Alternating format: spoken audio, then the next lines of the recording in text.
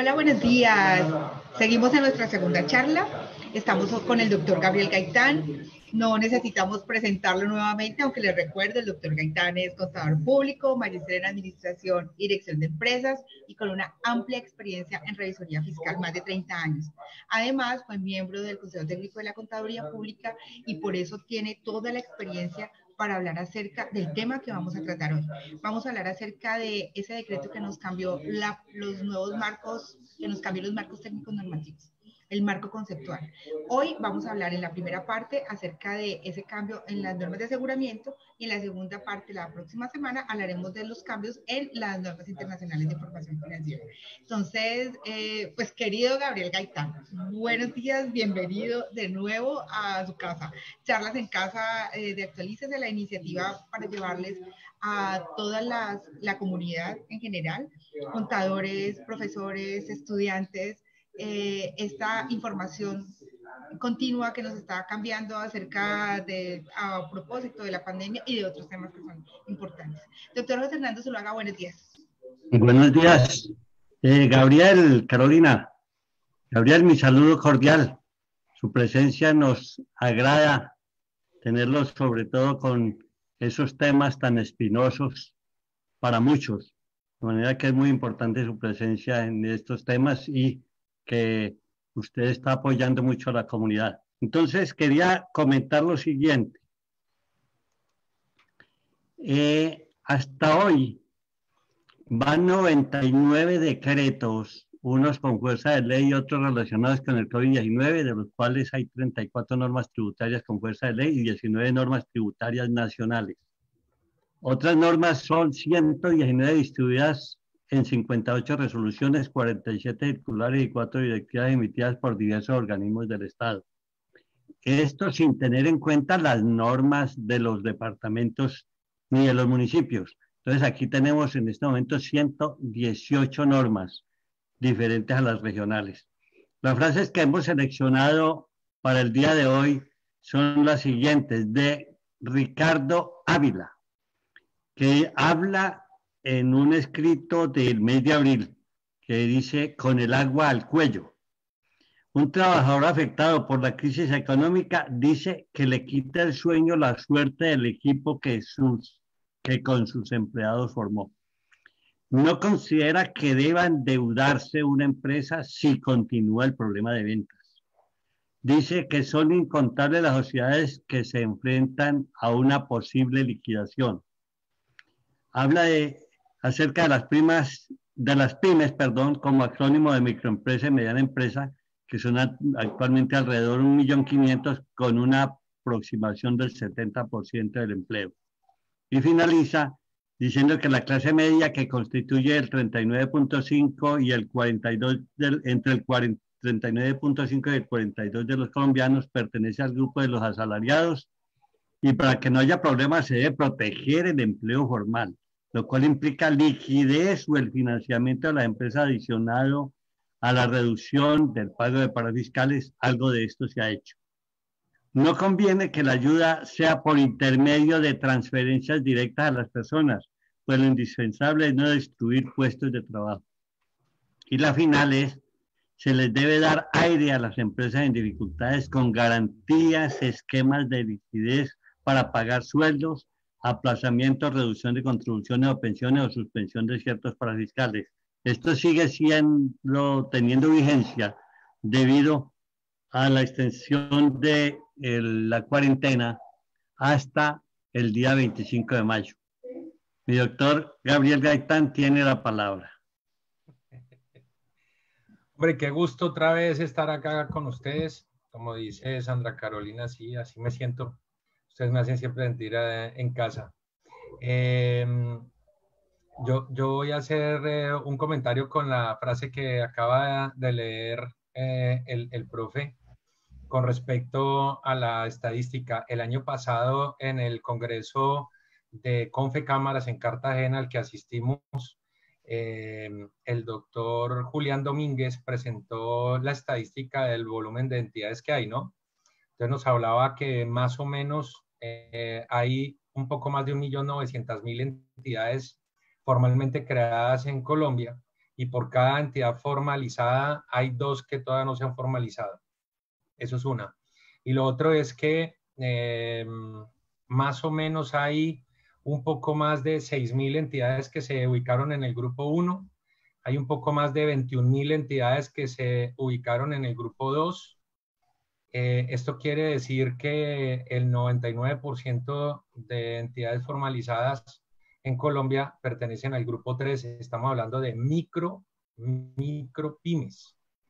Ese es un dato que tiene mucho peso y valía para considerar, sobre todo que generalmente manejan de una estadística de 90, 96%, no, esto está por encima del 99% de entidades grupo 3 en Colombia.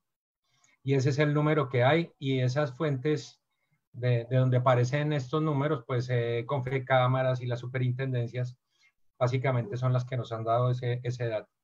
Eso por un lado. Y por el otro lado, mire que hay una problemática que hoy se está presentando con respecto a todas las subvenciones del Estado que tanto el gobierno central como municipal, departamental quieren dar, pero obviamente si quieren darle a entidades, pues tienen que estar formalizadas.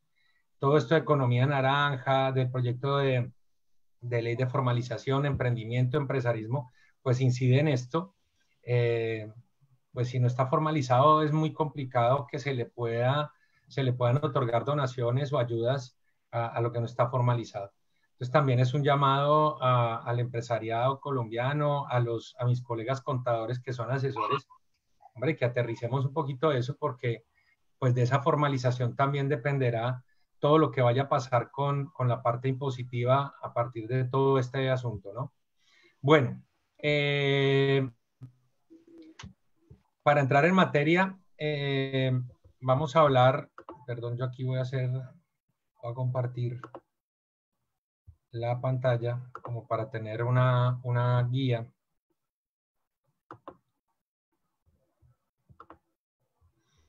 En diciembre de 2019 fue emitido el decreto 2270 que incorpora los cambios en los marcos técnicos normativos relacionados con la contabilidad, la información financiera y el aseguramiento de información.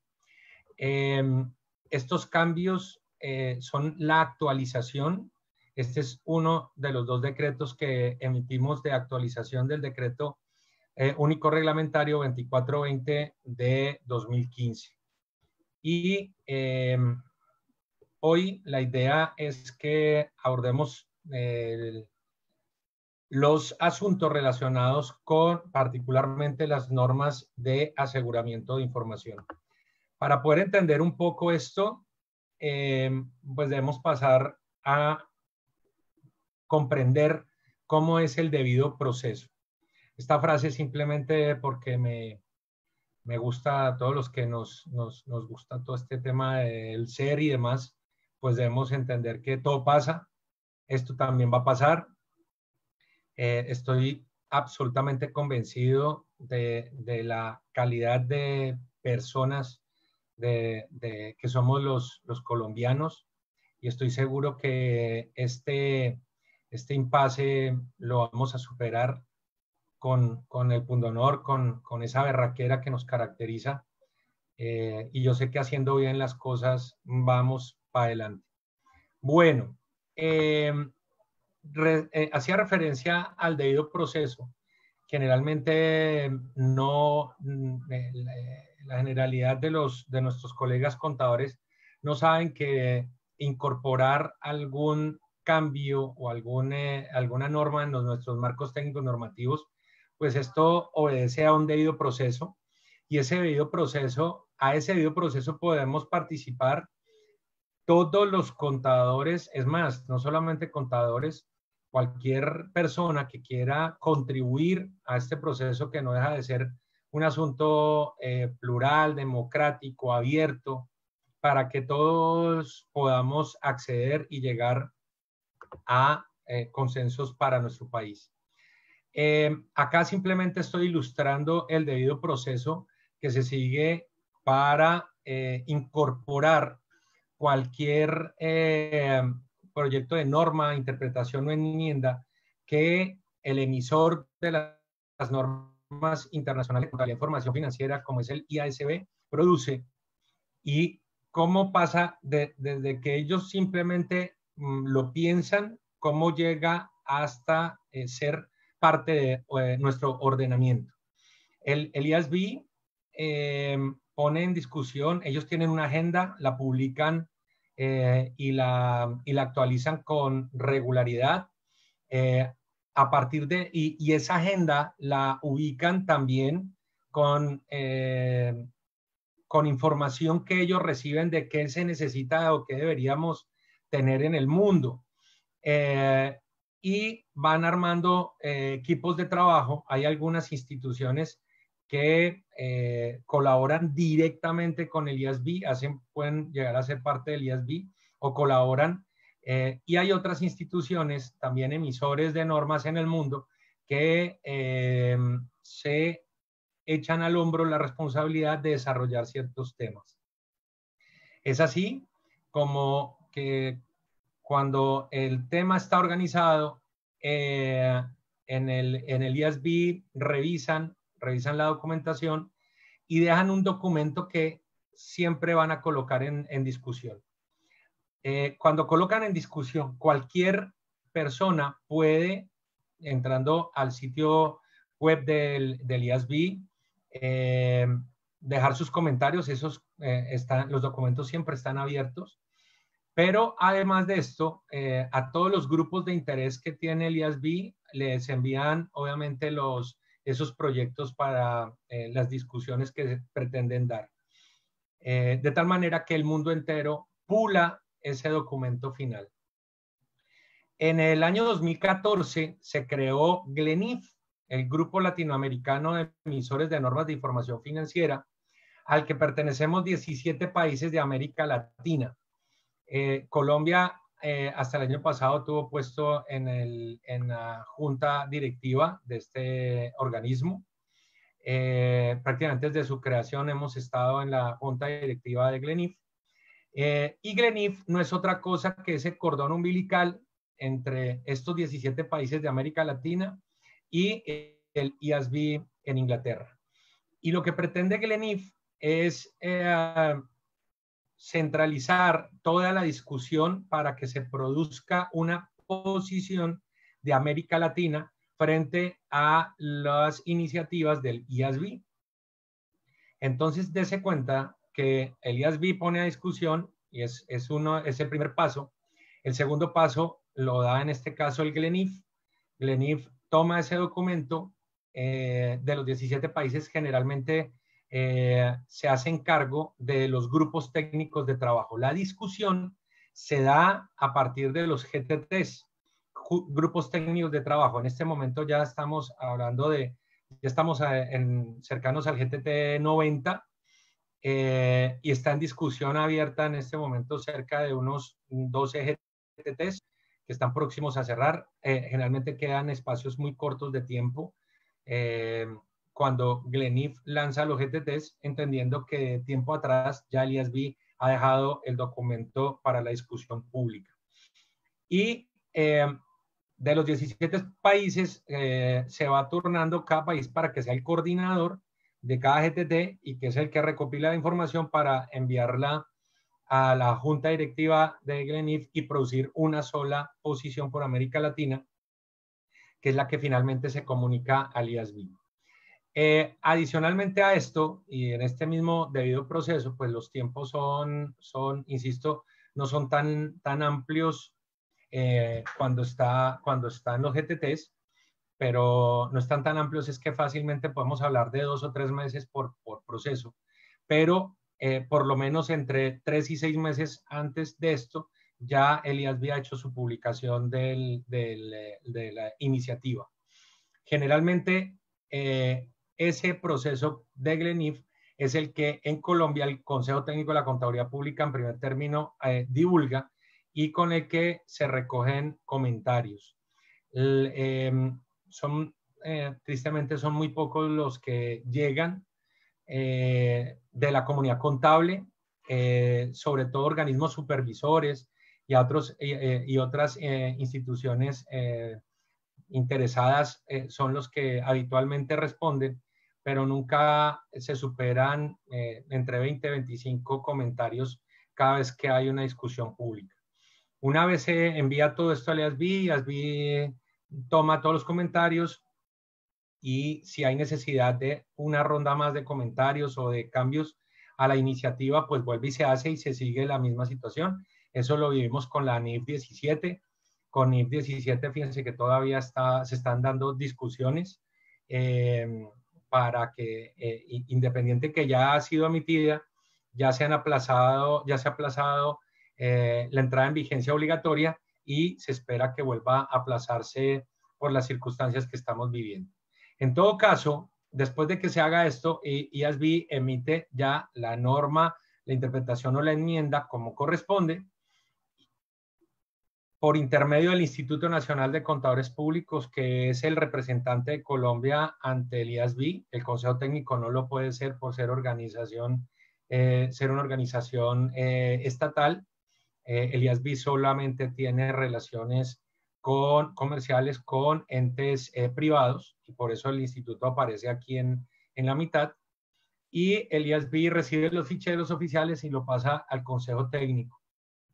El Consejo Técnico vuelve a hacer una discusión después de que en el seno del Consejo se hace la revisión, lo que consideramos en el proceso de convergencia, como está en el artículo 1 de la Ley 1314-2009, se hace lo que a bien se pueda considerar en el seno del Consejo y se deja en una discusión pública, incorporando dentro de un borrador de lo que va a ser el borrador de decreto.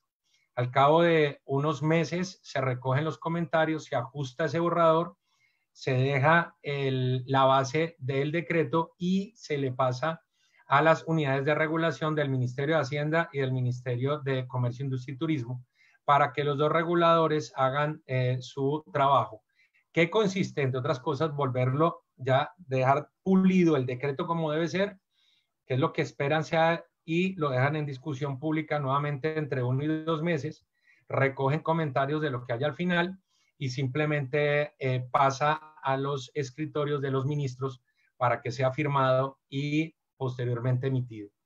Si recopilamos todo lo que acabo de comentar, desde que aparece la iniciativa por parte de IASB hasta que queda incorporado en nuestro ordenamiento, perfectamente se lleva entre 10 y muchísimos más meses. Vuelvo a poner el ejemplo de la NIF 17, que fácilmente se llevó 23 meses en todo ese trabajo que se desarrolló.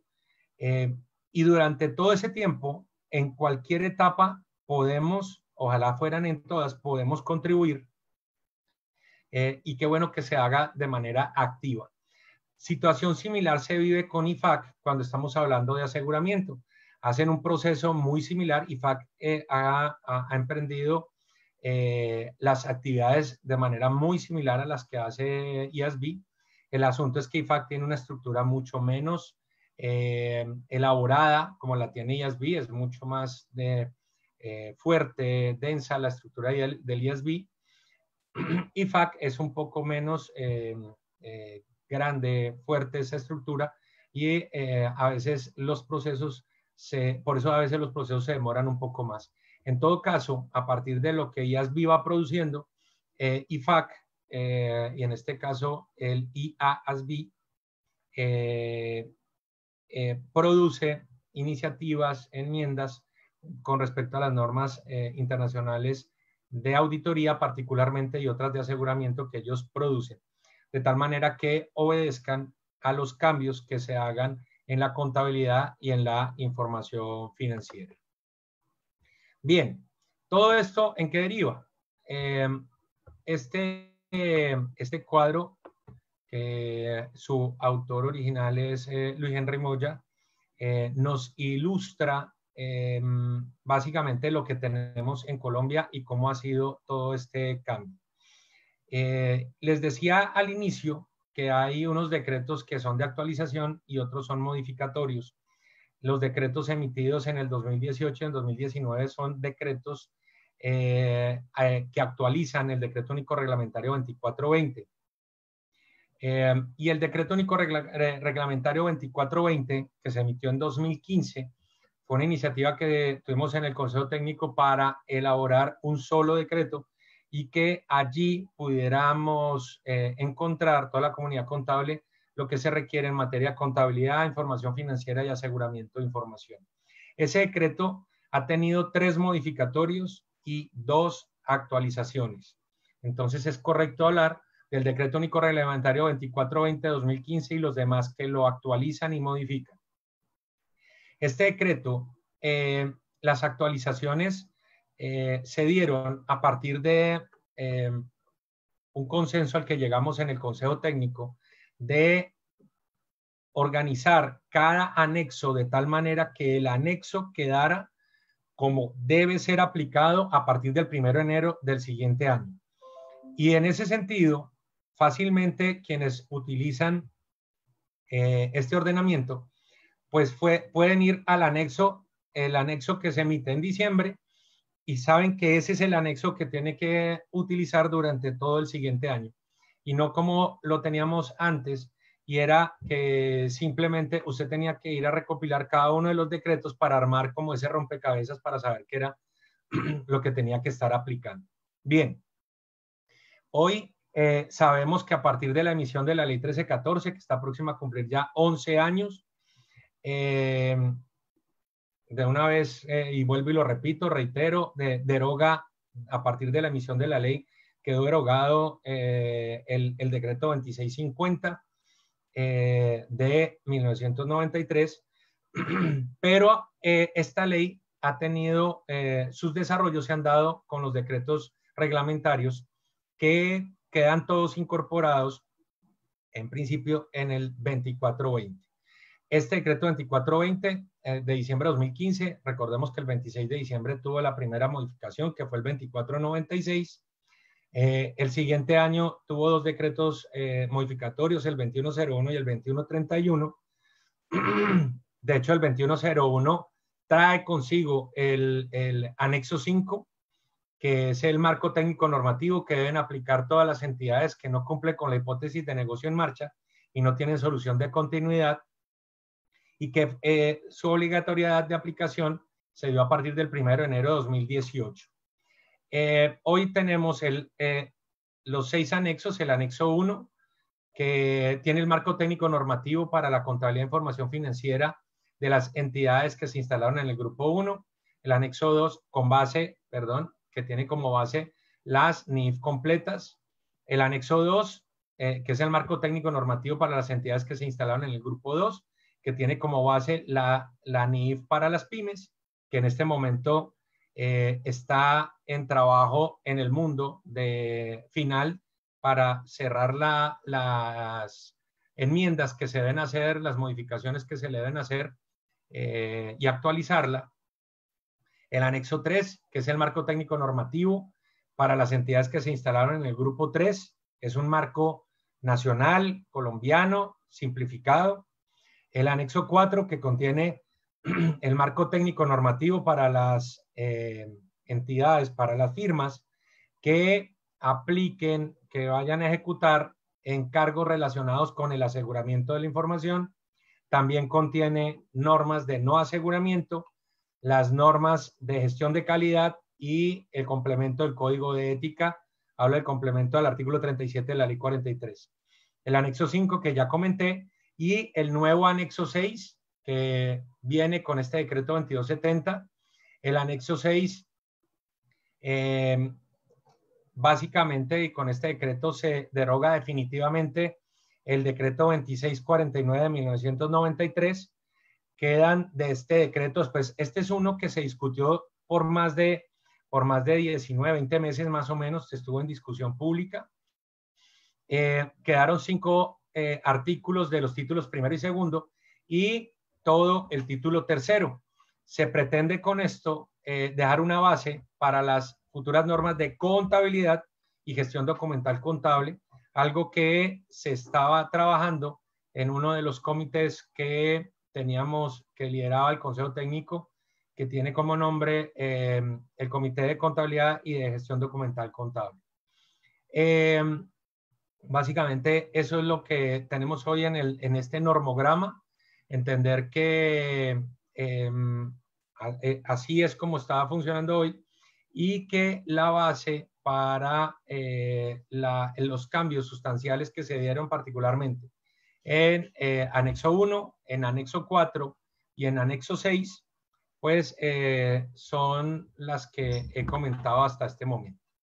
Entonces, ¿qué es lo que nos convoca hoy? Esta primera parte que ha establecido Actualícese para Trabajar, que está relacionado con los principales cambios en aseguramiento. Bien. Permítame, yo hago aquí una cosa. Vamos a encontrar en el decreto 2270, en el artículo 5, lo siguiente, me voy a permitir leerlo. Adiciónese con un numeral cuarto el artículo 1.2.1.2 del decreto 2420 de 2015, modificado por el artículo 3 del decreto 2132 de 2016, de la siguiente manera. Cuarto, la norma NIA 701, referente a la comunicación de las cuestiones clave de la auditoría en el informe de auditoría emitido por un auditor independiente, será de obligatoria aplicación para los revisores fiscales y los contadores públicos independientes que emitan dictámenes sobre estados financieros de entidades que apliquen de forma obligatoria o voluntaria las normas de información financieras para el grupo 1. Y de entidades estatales obligadas a aplicar el marco normativo para empresas que cotizan en el mercado de valores o que captan o administran ahorro del público. También se aplicará esta norma a los revisores fiscales o contadores públicos independientes que emitan dictamen sobre estados financieros de las entidades que la ley u otras disposiciones legales clasifiquen como de interés público. Los demás revisores fiscales y contadores públicos independientes de otras entidades podrán aplicar la NIA 701 de forma voluntaria. El subrayado que está por fuera de texto, lo repito, y es, será de obligatoria aplicación la NIA 701 para los revisores fiscales y los contadores públicos independientes que emitan dictámenes sobre estados financieros de entidades que apliquen de forma obligatoria o voluntaria el anexo 1, las normas de información financiera para las entidades del grupo 1. Adicionalmente, el numeral cuarto, que adiciona el artículo 1.2.1.2 del decreto 2420-2015, será aplicable observando lo siguiente.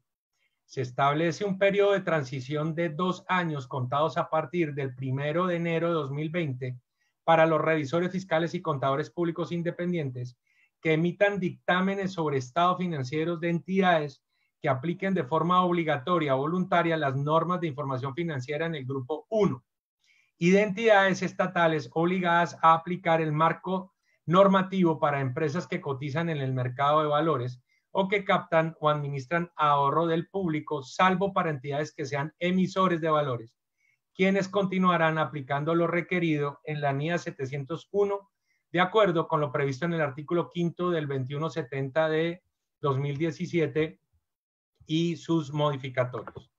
Bien, la explicación de esta gran modificación obedece a las solicitudes expresas que recibimos en el Consejo Técnico por parte de colegas y de manera particular referidas en los comités de aseguramiento y de expertos de normas internacionales de auditoría. Después de hacer unos análisis, llegamos a la conclusión de que valía la pena no solamente dejar muy claro en el decreto quiénes son los que deben aplicar la NIA 701 y quiénes y cuándo deberían aplicarla. Como estamos hablando, si se dan cuenta, hoy todas las entidades que cotizan en bolsa, las entidades listadas, obviamente pertenecen al grupo 1, pero todas las que son listadas de manera obligatoria, sus revisores fiscales debieron emitir sus dictámenes. Cuando digo debieron es porque me imagino que ya hablando que estamos en 6 de mayo, obviamente los dictámenes los debieron haber hecho a principios de este año sobre cifras a 31 de diciembre de 2019.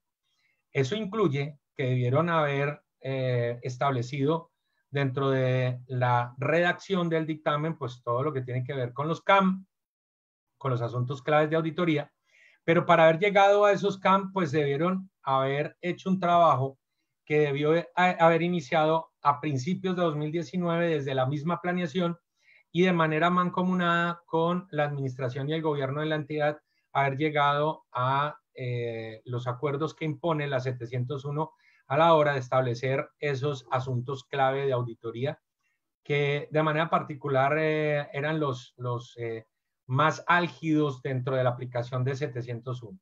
Y obviamente la modificación que impone a la estructura del dictamen, no solamente la 700, sino la 701, entendiendo que deben iniciar con la redacción de la opinión y el resto de hojas en la que se va a redactar todas las revelaciones que el revisor fiscal debe hacer, no solamente de los CAM, sino de su trabajo que llevó a cabo y que lo asistieron para haber tomado la decisión de emitir esa opinión.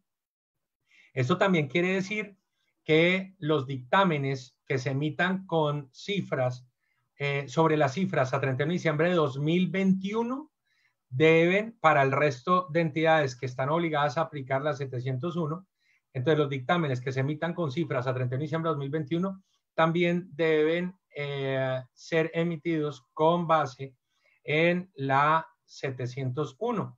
Eso quiere decir que los dictámenes del resto de revisores fiscales de entidades que pertenecen al grupo 1, que no son emisores de valores, tienen todo este tiempo, 2020-2021, para ir organizándose, para ir haciendo todo lo que corresponde a la preparación para que puedan emitir su opinión, su dictamen, en los primeros meses de 2022 sobre cifras a 31 de diciembre de 2021.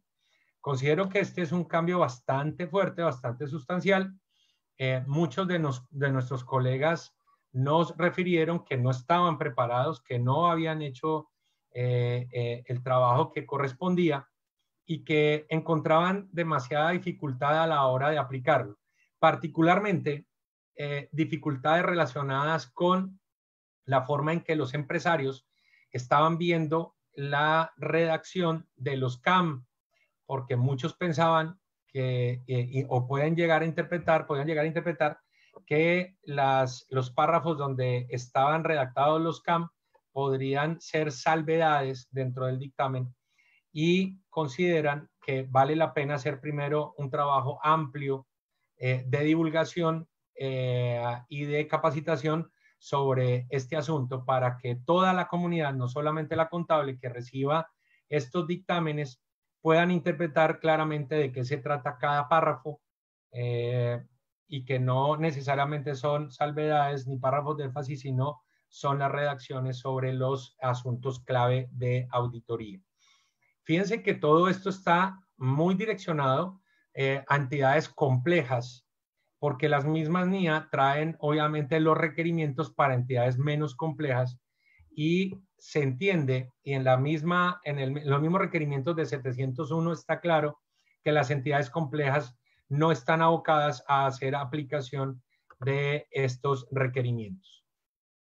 Esto quiere decir que los cambios que se están dando en aseguramiento, en las normas de aseguramiento, es decir, para el anexo 4, están dados de manera particular para las normas internacionales de auditoría, los trabajos, las normas internacionales de contrato de aseguramiento, particularmente la ISAE 3000, y encontramos cambios sustanciales en el Código de Ética para Profesionales de Contaduría y algunos cambios en la norma de gestión de calidad.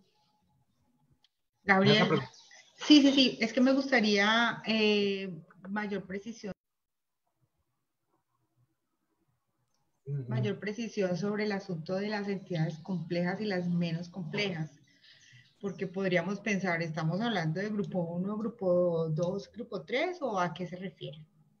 Eso está muy bueno y cae como anillo al dedo esa pregunta por la siguiente razón. El decreto 302 de febrero de 2015, que es el que incorpora las normas de aseguramiento de información para Colombia, en su articulado deja un asunto que hoy, para lo que se viene produciendo de normas de aseguramiento, puede haber ambigüedad. Ese decreto mencionaba, inclusive a partir de ese decreto llegaron a tildar que el Consejo Técnico había establecido la revisoría fiscal Playa Alta y Playa Baja, un asunto pues totalmente sacado de los cabellos y un despropósito para lo que corresponde a la normatividad vigente. Ese decreto, dentro del decreto quedó un asunto que no se acomoda mucho porque hoy todas las normas de aseguramiento hacen referencia a entidades complejas y entidades menos complejas.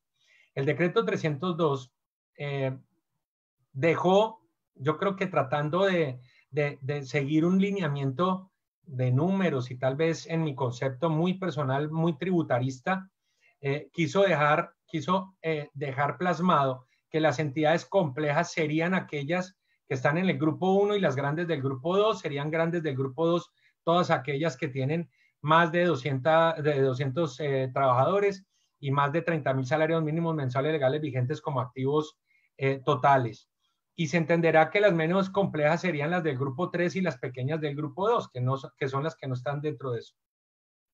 El concepto de complejidad o entidad compleja o menos compleja está más relacionado no con el número de empleados, no con el número de trabajadores, no con el volumen de activos o de ingresos, sino con las transacciones, las clases de transacciones que ejecutan habitualmente. Me explico. Si la entidad ejecuta transacciones complejas, de alta complejidad o complejas, eso fácilmente lo podemos determinar a la hora inclusive de aplicar los marcos técnicos normativos de contabilidad de información financiera. Voy a hacer esta explicación primero desde lo menos complejo. Hombre, si yo soy una entidad que no reviste complejidad alguna, no está dado por insisto, por el volumen de activos, de ingresos o de trabajadores que tenga, sino por el tipo de transacciones que yo ejecuto. Si el tipo de transacciones que yo ejecuto fácilmente las puedo administrar con el anexo 3, como lo mencioné, es un marco técnico normativo absolutamente simplificado. Maneja costo histórico como base de medición, métodos lineales para amortización, depreciación, etcétera.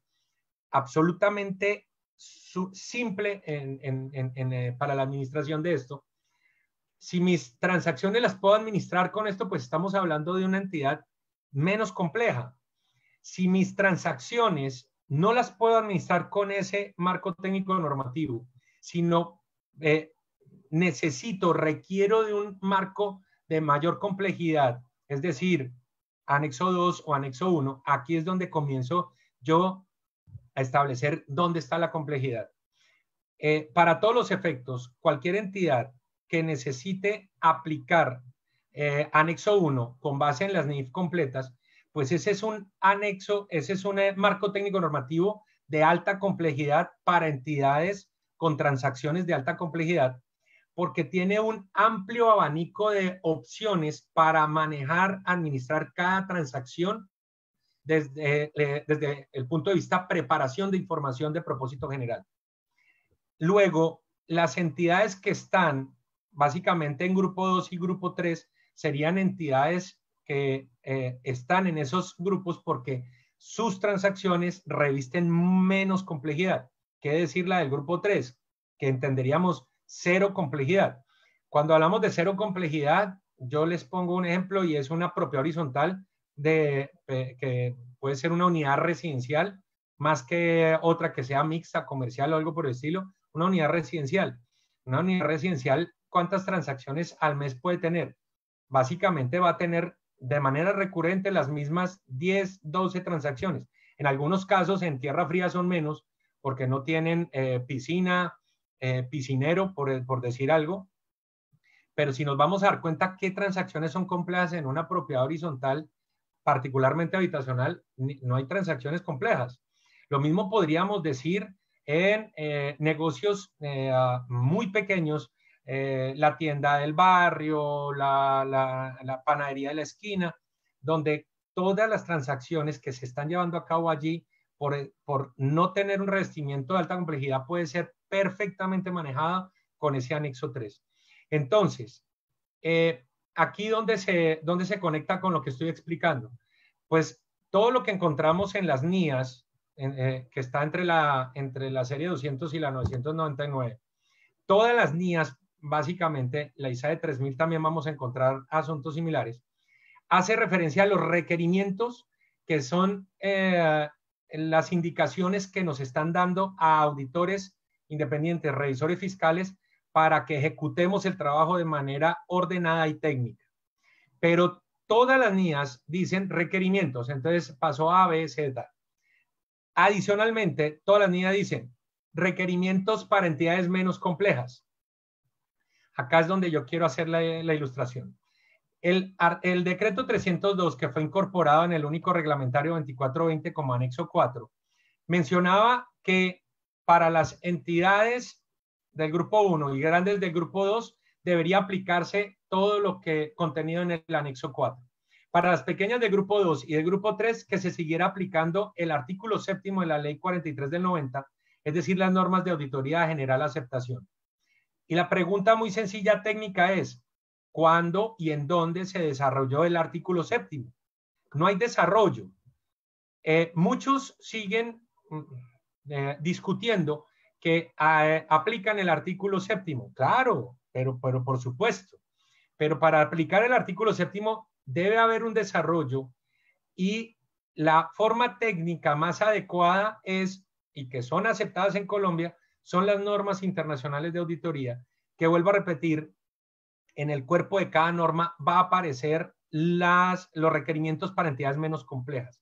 Mi invitación para mis colegas revisores fiscales, que son revisores fiscales de entidades grupo 3, que son revisores fiscales de entidades grupo 2, pues lo primero es entender la complejidad de la entidad para entender qué marco técnico voy a aplicar, uno. Y lo segundo, no solo en contabilidad e información financiera, sino también en aseguramiento. Pues de allí pensemos que son revisores fiscales de entidades pequeñas, menos complejas, pues hombre, acuda a las NIAs y vaya cada uno en los acápites, en las partes donde dice los requerimientos para menos complejas y aplique eso. Es la mejor forma, la mejor forma y la forma técnica de hacerlo, porque ahí va a encontrar usted un desarrollo y un derrotero técnico para que pueda llevar a cabo su trabajo. Esto no es nuevo, ni más faltaba, pero en todo este trabajo que se hizo en el Consejo Técnico para ir actualizando las normas y haciendo los cambios requeridos, pues se nos quedó en el tintero. Con los ministerios no pudimos introducir el cambio de complejidad, de compleja a menos compleja, y quedó pendiente para este año hacerlo. Esperemos que los consejeros que están actualmente hagan acopio de la información y que lo ejecuten. Pero eso es un tema fundamental, mi doctora Sandra Carolina, porque mis colegas revisores fiscales deberían estar en función de entender que ahí hay un desarrollo técnico para que lleven a cabo. Algunos han interpretado mis palabras como que es que los que deberían aplicar el artículo 7º, entonces tienen que aplicar NIAs. Ojo, la parte en la que está claro que son requerimientos para entes menos complejos, sí. Y pueden hacerlo de manera clara, abierta y técnica para que desarrollen mejor su trabajo. ¿De acuerdo? Bien. Entonces, y como para que vayamos cerrando. No, una última preguntita antes de que usted retome. No, dale. Listo. Los cambios, es una pregunta que nos hacen por acá, los cambios del decreto 2270 de 2019 afectan a los revisores fiscales de los grupos 2 y 3? Ay, qué buena pregunta. Yo, con toda la explicación que acabo de decir, yo diría que sí. Sí. Y ojo lo que va a mencionar. Hoy, como están los marcos técnicos normativos, los revisores fiscales de las entidades pequeñas del grupo 2 y del grupo 3 están en la obligación de aplicar el artículo 7º y vuelvo a repetir para poder dar mi explicación. Estos colegas revisores fiscales que están en la aplicación del artículo 7º, mi opinión, mi sugerencia, muy comedida, pero sobre todo técnica, es apliquen los requerimientos para entidades menos complejas que están en las NIAs y en la ISAE 3000 para ejecutar un trabajo de forma sistémica, técnica, como corresponde. Como hay cambios en las NIAs, como acabo de mencionar, pues revisen qué cambios a los que ya vienen haciendo eso, porque conozco a muchos colegas que yo diría, para mí es la fácil, si me lo permiten, para mí es la fácil. ¿Por qué es la fácil? Porque ya está desarrollado eso, ya está inventado, pues yo tengo que ir a la NIA, me voy, bajo cada una de las NIAs, cuáles son los requerimientos para menos compleja, y ahí voy teniendo yo para hacer todo mi plan de trabajo, ejecutar las pruebas, hacer la evaluación del sistema de control interno, etcétera, etcétera, etcétera. Pues ya está hecho, pues aplíquelo, y es una forma técnica de poder aplicar, estando en la aplicación del artículo 7º, aplicar técnicamente normas para la ejecución de su trabajo. Entonces, después de toda la explicación, la respuesta es sí, señor. A quien haya preguntado, sí, deberían hacer su cambio si están utilizando técnicamente estas normas para la ejecución de su trabajo en entidades menos complejas. ¿Sí está claro? Sí. ¿Listo? Ok. Permíteme aquí, hago esto. En cuanto a las enmiendas que hay, particularmente con las normas internacionales de auditoría, que hacen parte de las normas de aseguramiento de información, pues encontramos cambios en la NIA 250, está relacionado con la consideración de las disposiciones legales y reglamentarias en la auditoría de estados financieros. La NIA 720, relacionados con las responsabilidades del auditor con respecto a otra información. Las que tienen que ver con consideraciones especiales, NIA 800, de auditorías de estados financieros preparados de conformidad con marco de información con fines específicos. 805, auditorías de un solo estado financiero o un elemento, cuenta o partida específico de un estado financiero. 810, encargos para informar sobre estados financieros resumidos.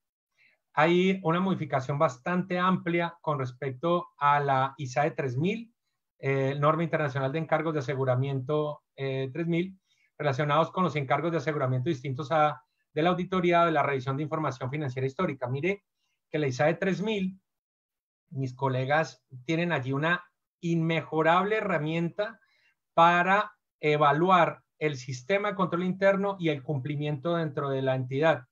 La ISAE 3000 trae un cambio sustancial que está relacionado con informes directos, y obviamente cuando el revisor fiscal debe otorgar seguridad razonable sobre su trabajo. Aplicando ISAE 3000 va a tener la posibilidad, la mejor herramienta para otorgar seguridad razonable y poder emitir su opinión sobre el control interno y el cumplimiento dentro de la entidad. También hay modificación del marco internacional de encargos de aseguramiento y obviamente el tratamiento de la información a revelar en la auditoría de estados financieros. Las NIAs revisadas y modificaciones de concordancia son 15 básicamente. Hay unos cambios sustanciales en todas las normas que voy a mencionar dirigidas a el tratamiento de la información a revelar. Recordemos que el código, el marco conceptual de las NIF completas, la NIC 1, la NIC 8, de manera particular, tienen, bueno, el marco conceptual tuvo un cambio sustancial, se incorporan capítulos que no estaban, quedaron 8 capítulos muy bien desarrollados, pero también quedaron incorporados en tanto el marco conceptual como en NIC 1 y NIC 8, todo lo referente a materialidad e importancia relativa, que eso permite también hacer desarrollos relacionados con la información a revelar, entendiendo que algunos hechos no quedarán reconocidos en los estados financieros debido a la materialidad e importancia relativa, pero sí quedan sujetos a la revelación. En ese sentido, los revisores fiscales y auditores independientes deben saber que hay cambios sustanciales en la NIA 200, la 210, 240, 260, que también ya fue revisada. Tengan mucho cuidado porque fíjense que cambia la 260 que tiene que ver directamente con la comunicación con los responsables del gobierno de la entidad, entendiendo que la información a revelar y todo lo que va, todos los cambios que se ven reflejados en la 701, pues provienen obviamente desde la comunicación y esa educación que se debe hacer, impartir desde el revisor fiscal a los empresarios y todo el gobierno en general de la organización. La NIA 300, la planificación de la auditoría de estados financieros, llamó mucho la atención con respecto a esa norma de manera particular, Sandra Carolina, porque fíjese que la planeación del trabajo del revisor fiscal para el año 2020 se sale de todos los parámetros, mejor dicho, lo convencional que venían haciendo. En este año es un asunto totalmente diferente y deben tener muy en cuenta aspectos relacionados con la forma en la que debe llevarse a cabo el trabajo, que mientras tanto, y por lo menos hasta finales de mayo, pues será remoto o virtual por las condiciones en las que estamos, pero qué condiciones deben tener en cuenta, no solamente para planear, sino el trabajo de la evaluación del sistema de control interno que se debe estar haciendo en cada organización. Es fundamental tener en cuenta ese punto, porque las planeaciones de la revisoría fiscal, insisto, todas las revisorías fiscales para año 2020 es diametralmente diferente a lo convencional que se venía haciendo. La 315, que está relacionado con la identificación y valoración de los riesgos y que sirve de base para la evaluación del sistema de control interno. 320, la importancia relativa, todo lo que está relacionado con la materialidad. Recordemos que las entidades, para su contabilidad, información financiera debe tener, obviamente, definida una materialidad y esta no debe ser muy diferente a la que tenga el revisor fiscal. El revisor fiscal debe entrar a hacer sus discusiones sobre esto. Ahí están planteados esos cambios.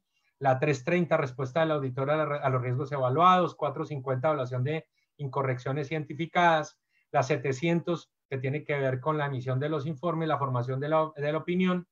540, las estimaciones contables. La 580, manifestaciones escritas. La 705 tuvo un cambio y deben tener muy en cuenta para quienes sean revisores fiscales en grupos económicos, que es fundamental y sobre todo porque pueden haber salvedades, puede haber por ahí algunas abstenciones de opinión o por lo menos las denegaciones, los informes negativos, las opiniones negativas, sobre todo por mucho de lo que se está viviendo en este momento y a los que no hicieron su dictamen a tiempo. Y obviamente 800 y 805.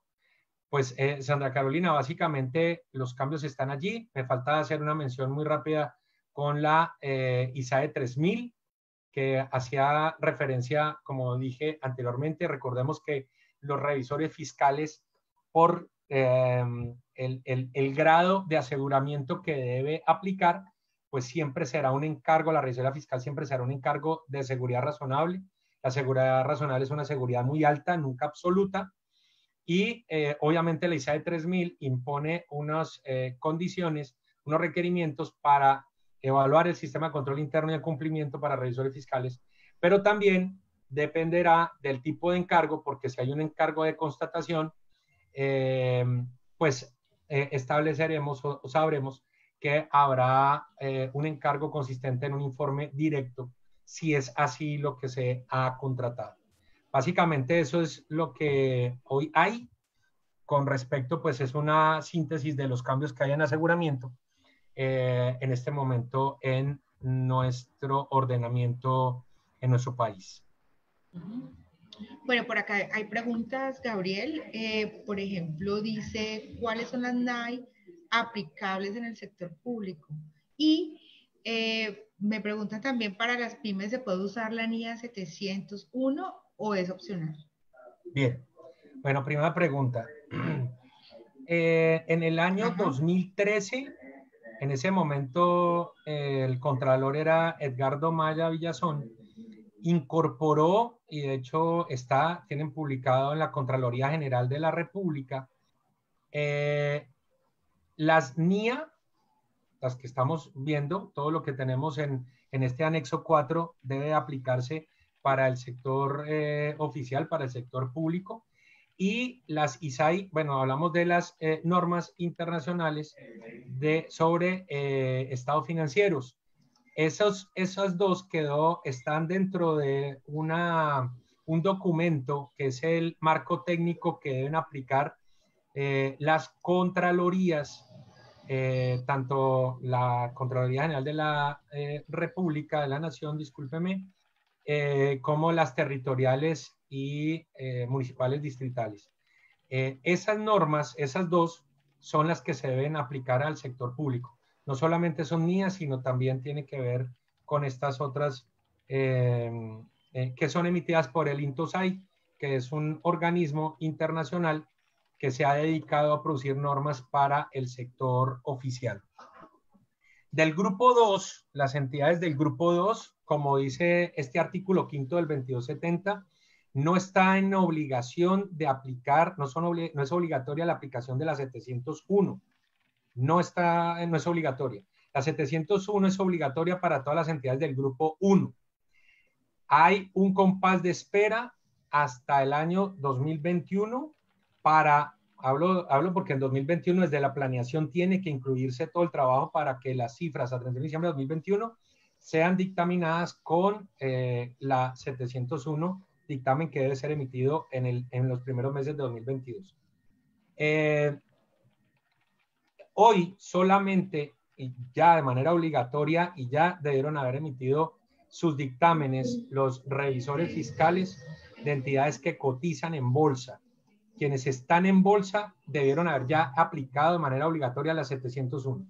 La 701 durante 2020-2021 tienen ese compás de espera el resto de entidades del grupo 1. Todas las demás, todos los revisores fiscales, auditores independientes de todas las demás entidades, particularmente las demás estamos hablando de grupo 2, pues lo pueden hacer de manera voluntaria y tienen todo este tiempo para aplicarlo. Lo que no se nos puede olvidar es que cuando se hace la primera vez, se tiene que hacer desde la primera vez todas las veces como está allí. Entonces, la respuesta es grupo 2 no está obligado, lo puede hacer voluntario cuando quiera desde este momento. Perfecto. Por acá tenemos a nuestro fiel seguidor, siempre está con nosotros el doctor Luis Raúl Uribe. Dice, Luis Raúl, gusto saludarlo. Dice, muchos revisores, a pesar que en las NAGA estaba establecida la adecuada planeación del trabajo, en la práctica era muy escasa o somera, ahora con las 300 sí debe hacerlo y documentarlo adecuadamente. Qué buena pregunta y ratifica toda la pregunta que hizo la doctora Sandra Carolina Porto ahora con el tema de compleja menos compleja, y eso nos lleva a esto. Es que Luis Raúl, y eso yo creo que el siglo pasado creo que lo hablamos alguna vez algo al respecto. El artículo 7º no tiene desarrollo, simplemente, y lo voy a decir con mis palabras para mi gusto, pues trae los títulos de las 11 normas de auditoría general de aceptación y simplemente una explicación muy somera. Pero dígame, señor revisor fiscal de entidad grupo 3 o pequeña de grupo 2, ¿usted cómo está llevando a cabo su trabajo? Porque claramente están esas 11 normas y que y allí va diciendo, entonces, sobre todo la 4, entonces, planificación del trabajo, la 5, evaluación del sistema de control interno. Bueno, ¿y cómo lo va a hacer? ¿Con base en qué? ¿Cómo lo desarrolla? Con esto, y gracias por esa pregunta, con esto inclusive fíjese que hay un asunto que los revisores fiscales no sé cómo lo están dictaminando, y es sobre el sistema de control interno. ¿Cuál es la obligatoriedad del revisor fiscal de evaluar el sistema de control interno? En esencia, de acuerdo con el artículo 47 de la ley 222 del 95, el revisor fiscal debería evaluar el informe de control interno de la administración. Mire que hacia allá va, y si nos pegamos a la letra de la ley, debería ser eso. Ahora, una pregunta adicional. ¿Qué modelo de sistema de control interno hay en la entidad que usted es el revisor fiscal? Entonces, ¿qué nos encontramos como revisores fiscales? Llegamos y si alguien en algún momento se acuerda o o tiene en la cabeza las siglas COSO. Entonces dice, no, nosotros aplicamos el modelo COSO. El modelo COSO es un modelo muy grande de sistema de control interno que perfectamente puede aplicar para entidades con cierta complejidad, pero en el mundo hay una treintena de modelos de control interno mucho menos complejo y puede ser acomodado para cada tipo de entidad. En Colombia no existe legislación que obligue a uno u otro modelo de control interno para que sea aplicado por las entidades, salvo lo dispuesto por la Superintendencia Financiera para entidades a las que ella inspecciona, porque la Superintendencia sugirió que aplicaran COSO en las entidades. Ahora, hay modelos para entidades menos complejas que igual que NIF completas, de NIF completas salieron las NIC SP, NIF para las pymes y demás. De COSO han salido casi todo el resto de modelos, como por ejemplo COCO. COCO es un modelo de control interno mucho menos complejo, es un modelo canadiense, que lo elaboraron para entidades no tan complejas y para mí calzaría perfectamente para entidades grupo 3, grupo 2, de lo que se requiere. Eso que estás hablando de la planeación, que debería quedar debidamente documentada, que entre otras cosas, dicho sea de paso, por las capacitaciones que le dimos a los inspectores de la Junta Central de Contadores, nosotros hablábamos mucho de eso. Venga, inspeccionen, que le muestren a usted cómo queda documentada la planeación, porque al fin y al cabo, el dictamen pues debe obedecer esa paginita de 4 párrafos, debe obedecer a un trabajo que se planeó desde el principio del año y debe haber una interrelación entre un punto y el otro.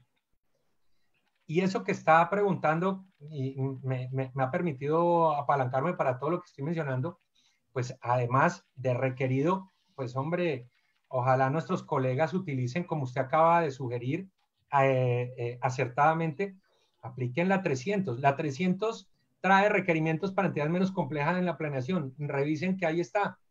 Ah, quiero tener un trabajo mejor hecho. Pues ahí tiene toda la 300 para que usted navegue en ella y pueda hacer una debida planeación del trabajo. Muchas gracias por esa pregunta y un abrazo, Luis Raúl. Bueno, vale, por acá tengo otra. ¿Qué hacen los revisores fiscales del grupo 3 sobre la aplicación de las NAI? ¿De las NAGA? NAI.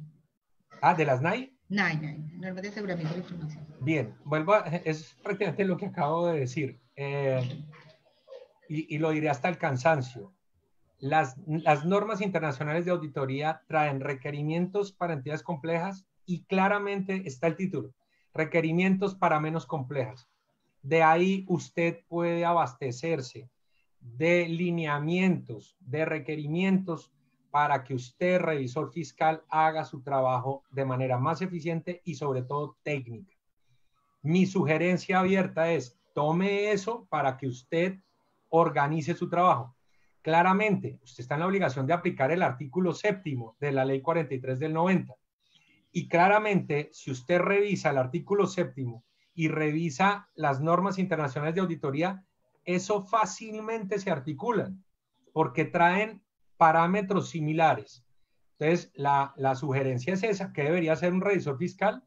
Si usted me acepta mi recomendación es, vaya a las NAI, baje, en el anexo 4 están, tome todos los requerimientos para entidades menos complejas, siendo usted revisor fiscal de entidad grupo 3, y comience a aplicar ese desarrollo técnico que se inventaron ya hace rato y que nos puede servir para hacer un trabajo mucho mejor y particularmente técnico. Bueno, la otra preguntita dice... Se me perdió. Ok. Si yo no estoy obligado a aplicar NIAS, ¿debo exigir la carta de representación de la gerencia? Pues es que en esencia sí, porque es que, a ver, usted, qué buena pregunta, ¿no? Pero para mí sobreviene otra, y es usted cómo asegura que toda la información, y recuerde que entre más pequeña la entidad, la complejidad no está en las transacciones, sino en cómo administran los propietarios las organizaciones. En ese sentido, pues las entidades. En ese sentido, encontramos, y por eso es que yo también le digo a mis colegas, hombre, asesoren bien a sus entidades. Mire lo primero que hablamos cuando hablábamos de formalización y demás. Todavía tengo charlas o discusiones con colegas que son asesores de personas naturales, y cuando uno va a ver, es una persona que tiene 5 o 6 establecimientos de comercio, pero todavía está como persona natural. Entonces, dentro de su contabilidad, no solo aparece lo que tienen los establecimientos de comercio, sino también está la nevera, la mesa del comedor, todo lo de la casa. Y entonces, dentro de la contabilidad está lo de los establecimientos de comercio más la compra del mercado y otra cantidad de vainas. Eso lleva a que la contabilidad sea una mezcla de todo, menos de lo que debería ser. Y acá es donde viene mi comentario, porque en algunos casos se formalizan, entonces usted aparece como revisor fiscal, pero todavía esas personas siguen metiendo dentro de la contabilidad una cantidad de cosas que no tienen por qué ser, porque no tienen relación de causalidad con la entidad, sino esos son temas personales. En vez de en un momento dado, y qué pena de una vez hago esa sugerencia, de que le definan a los propietarios unos salarios y listo, y se acabó la historia. Pero la carta de presentación, hombre, sí, porque eso a usted lo va a proteger, señor revisor fiscal, de asuntos que en realidad en algún momento usted no haya obtenido, no haya podido observar, inspeccionar, y que de pronto le han escondido. Puede pasar. Ojalá no vaya a ser la manada de elefantes azules o la de rinocerontes amarillos, algo por el estilo. Pero ojo con eso, sí. Perdón, que yo iba a hacer un comentario, Sandy, que está relacionado con eso.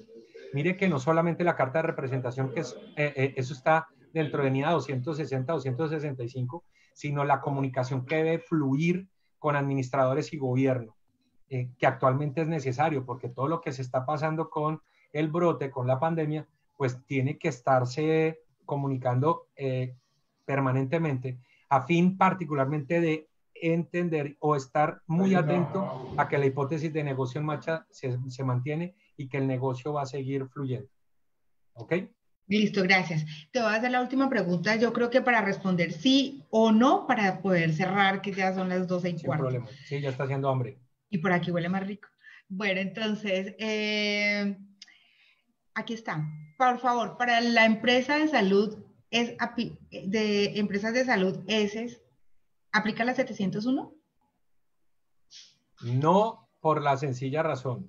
Primero, no es una entidad listada en bolsa.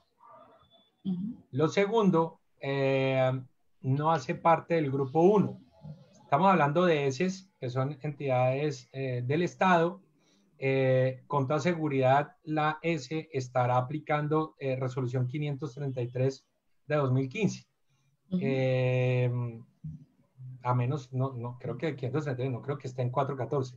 En todo caso, está en un marco diferente, y es la Contraloría la que debe hacer el trabajo de control en este tipo de entidades.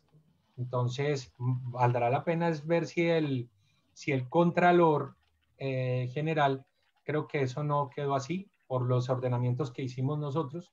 Creo que la 701 no quedó todavía no está dentro de la cartilla de la Contraloría para la aplicación y emisión de los informes de los Contralores. Perfecto, doctor. Gracias. Listo, yo creo que podemos dar por terminada esta charla el día de hoy y recordar que continuamos la segunda parte el 9 de mayo a las 9 de la mañana. Sí. Esa fue la fecha que te dije. Esperemos que sea una segunda parte. Miremos qué tanto se avanza, porque la idea es tratar también el marco conceptual nuevo, y pues es una síntesis, pero tratemos de, si queda algo pendiente, pues hacemos una tercera. Esperamos que el lunes abarquemos todo el tema. Vale, perfecto. Entonces, a todas las personas que están con nosotros en este momento, muchísimas gracias. Gabriel, tan rico siempre conversar, charlar con usted en esta iniciativa de Actualices en Casa. Sí. Y para recordarles también las charlas de mañana. Mañana 7. Tenemos desde China vamos a hablar acerca de la pandemia y los efectos en la China para los independientes con firmas de consultoría. Este es un colega y compañero del doctor José Hernando Zuluaga que desde China se nos va a conectar y nos va a contar la experiencia. Luego, a las 11 de la mañana, vamos a hablar con el doctor Harvey Rincón. ¿Cuál es ese estado de indefensión que tiene el revisor fiscal en la realidad social empresarial? Entonces, todos invitados desde las 9 de la mañana estaremos acá, doctor José Hernando Zuluaga. Bueno, muy amable, Gabriel. Muy amable. Bueno. Siempre a sus gratas órdenes. Aquí le estamos prestando atención. Bueno, bien. Muy amable. Un abrazo a todos. Dios los bendiga. Listo, y los proteja. Gabriel, entonces nos vemos. Saludos, feliz almuerzo para todos. Sí, saludos a sus chicas, a su esposa con su emprendimiento de Dancer. Bueno, ahí vamos con Dancer, sí señora. Perfecto. Estamos hablando. Vale. Un abrazo, saludos chao, a todos. Gracias. Hasta la próxima, gracias.